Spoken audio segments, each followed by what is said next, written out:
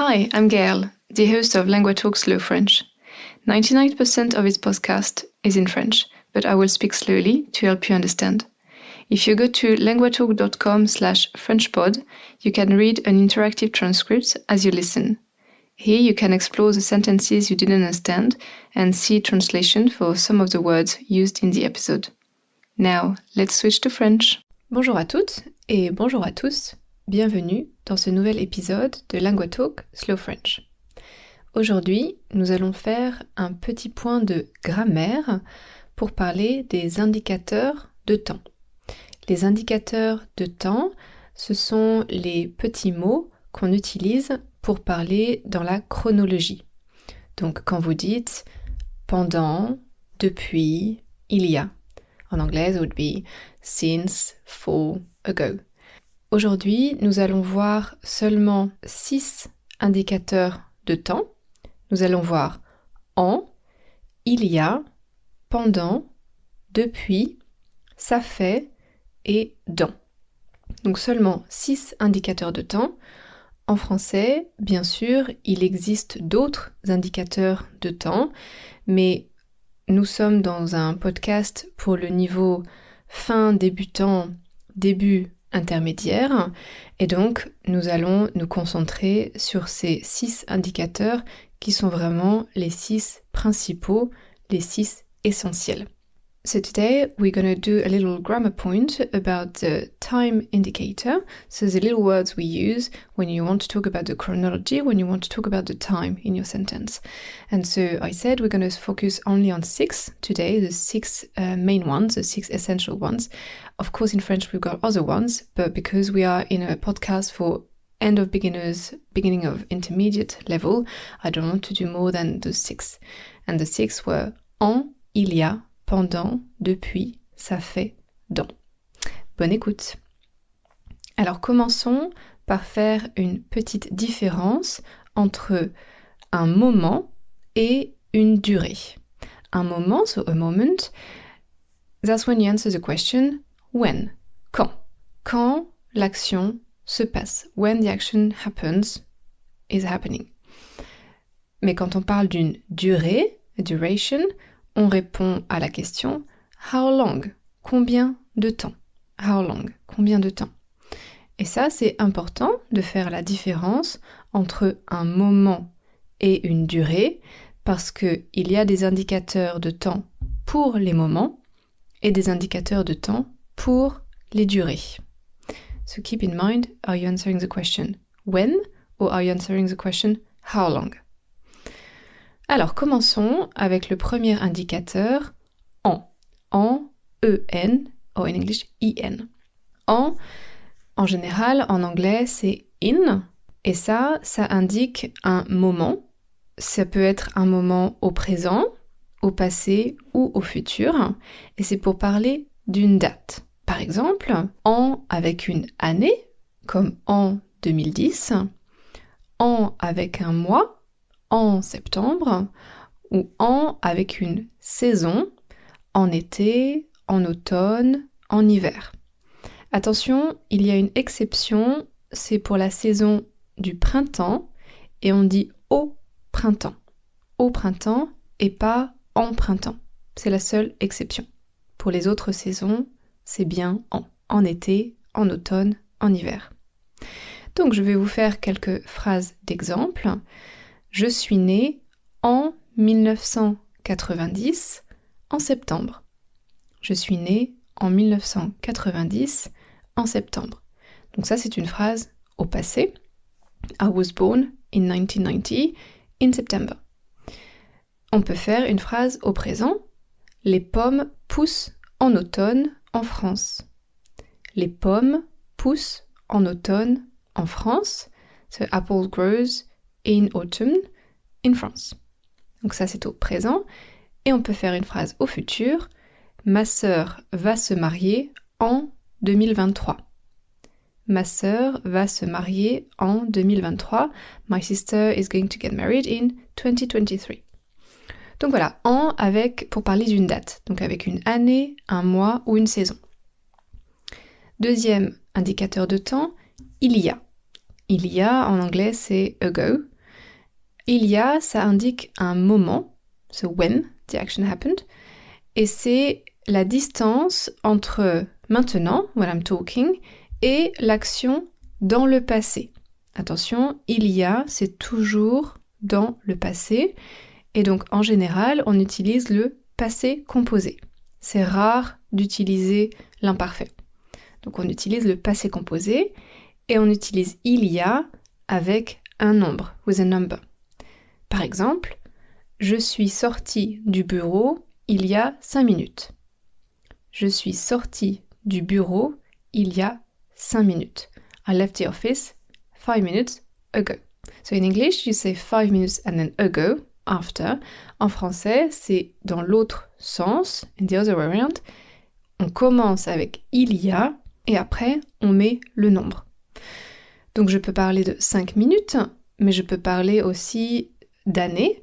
J'ai fini mes études il y a 10 ans. J'ai fini mes études il y a 10 ans. I finished my studies 10 years ago. Et je peux parler aussi d'une semaine. Je l'ai rencontré il y a une semaine. Je l'ai rencontré il y a une semaine. I met him or her a week ago. Donc c'est toujours il y a avec un nombre et c'est toujours avec le passé composé. Troisième indicateur de temps, pendant. Pendant, on le traduit en général par for, F-O-R, for. Alors, chose très très importante, s'il vous plaît, oubliez la traduction for equal pour. Pour, en français, c'est vrai, ça veut dire for, but not to talk about the time. For example, you can say, I work for you. That's, yes, it's correct, you can say, je travaille pour toi. I work for you. But if you want to use for to indicate time, like, I've studied for 5 years, then it's wrong to say, j'ai étudié pour 5 ans. That does not work. C'est impossible, interdit. So, vraiment, oubliez la traduction for equal pour, ce n'est pas vrai when you talk about time. C'est possible, ça existe en français, d'utiliser pour parler du temps, mais c'est rare et à votre niveau, at your level, really, I would really not recommend using it at all because you're gonna get it wrong. Donc, c'est mieux de penser, ok, for equal pendant. Ça, c'est la bonne traduction.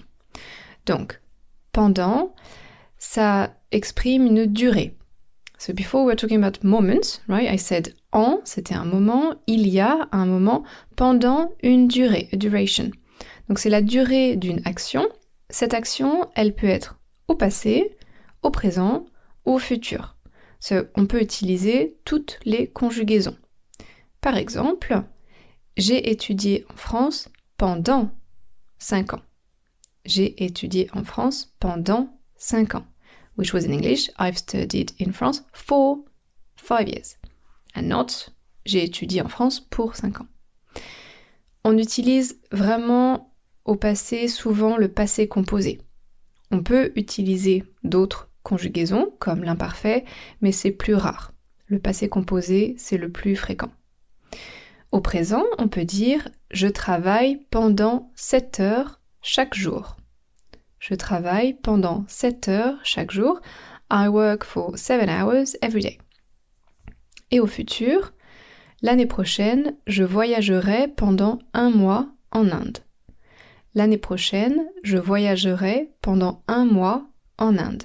Next year, I will travel for a month in India. Voilà, donc on peut utiliser toutes les conjugaisons, mais on parle bien d'une durée pour une action. Quatrième indicateur, depuis. Ah, that's where troubles happen. Depuis, c'est un grand problème parce que, en anglais, il correspond à 2 mots. Il correspond à since, mais aussi à for. And that's why it's becoming tricky. Parce qu'il y a 2 traductions possibles. If you need since, then you know it's going to be depuis. But for, we just said that for was pendant. So we need now to understand the difference. We need to understand when in English you've got for, when you need to use pendant and when you need to use depuis.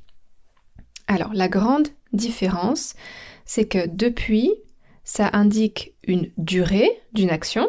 So that's still the same, duration of an action. La durée d'une action.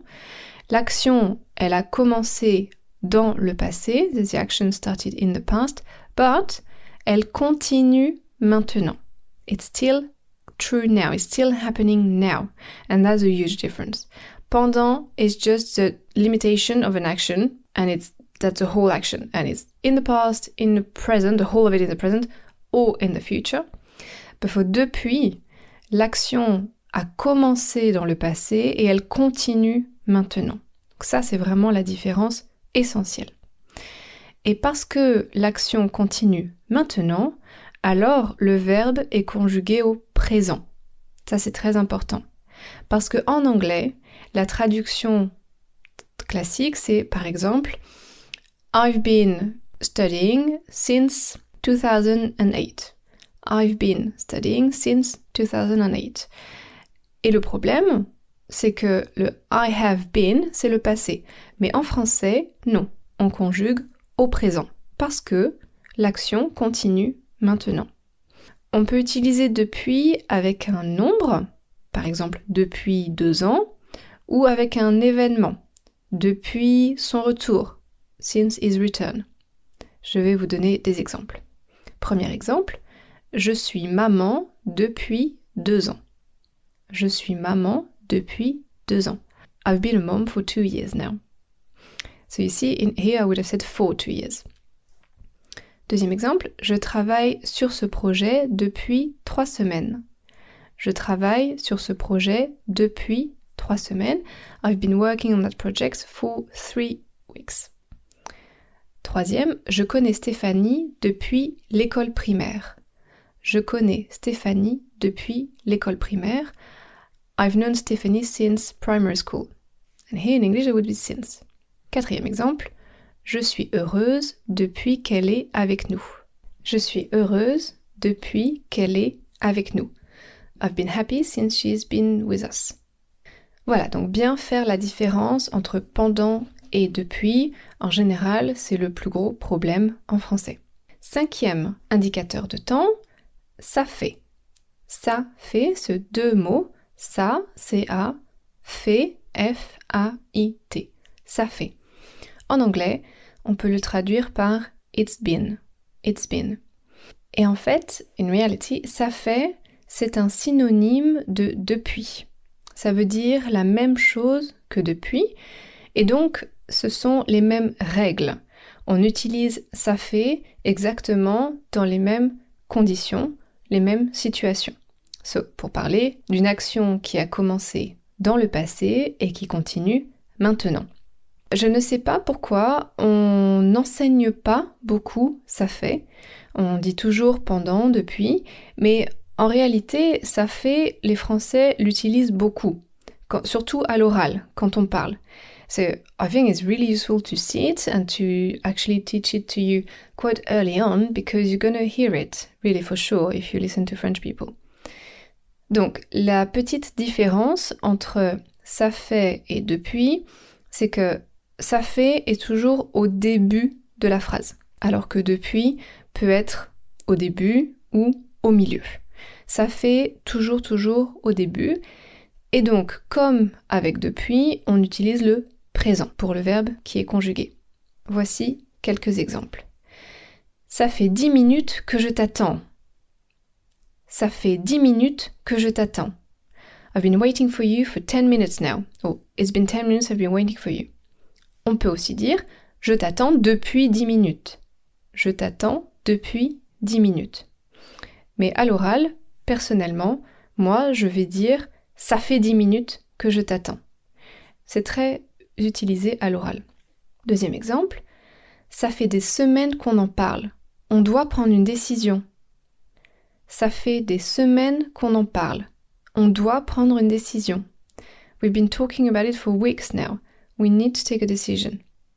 We could also say, on en parle depuis des semaines. Vraiment, c'est la même chose. Depuis, ça fait. Troisième exemple, ça fait 5 ans qu'on est mariés. ça fait 5 ans qu'on est mariés. Or I can say, on est mariés depuis 5 ans. So, it's been 5 years we've been married. Or we've been married for 5 years. Voilà, donc ça fait synonyme de depuis, très utile à l'oral. Et notre dernier indicateur de temps, dans. Dans, en anglais, ça veut dire in. Et attention, c'est pour parler d'un moment futur, dans le futur, in the future, ok? Et donc, on utilise dans avec un verbe au futur, donc le futur simple ou le futur proche. On peut aussi utiliser le présent. You remember, in one of the episodes I've done about the future, present can be used to talk about future. Mais donc, c'est toujours une action qui sera dans le futur. Et ça parle d'un moment, pas une durée. Et attention, vous ne pouvez pas utiliser en. En as en in French, right?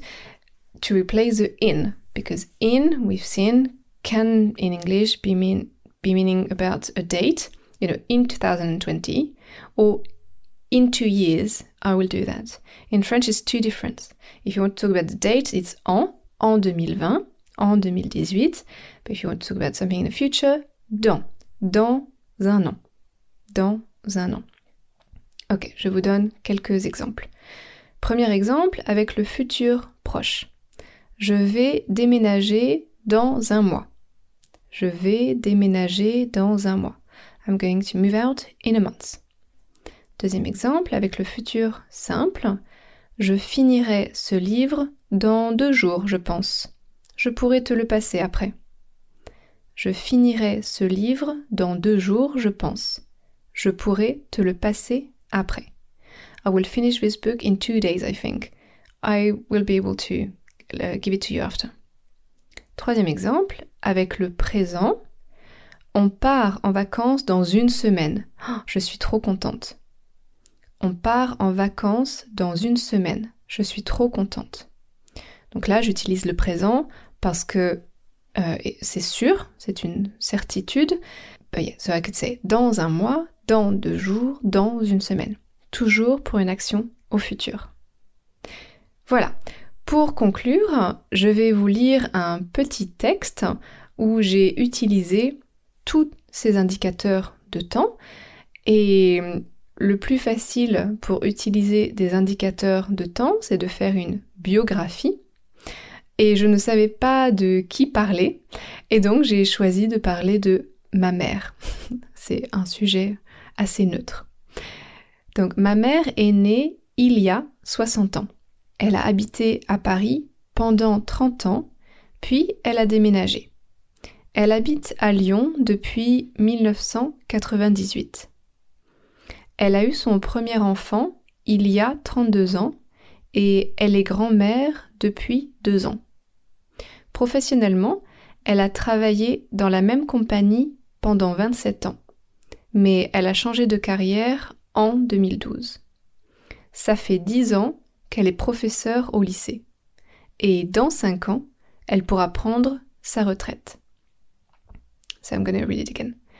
Ma mère est née il y a 60 ans. Elle a habité à Paris pendant 30 ans, puis elle a déménagé. Elle habite à Lyon depuis 1998. So here the action is still going on, right? She moved to Lyon in 1998, but she's still living there, so the verb is in the present. Elle habite à Lyon depuis 1998. Elle a eu son premier enfant il y a 32 ans et elle est grand-mère depuis 2 ans. Because she became grandmother 2 years ago, but she's still a grandmother. So she's been a grandmother for 2 years now. Professionnellement, elle a travaillé dans la même compagnie pendant 27 ans. And here I use the passé composé. Elle a travaillé pendant 27 ans. Duration, but it's finished, it's done. For 27 years. Mais elle a changé de carrière en 2012. Ça fait 10 ans qu'elle est professeure au lycée. She's been a teacher in a high school for 10 years now. Et dans 5 ans, elle pourra prendre sa retraite. And in 5 years, she will be able to retire. Et dans 5 ans, elle pourra prendre sa retraite.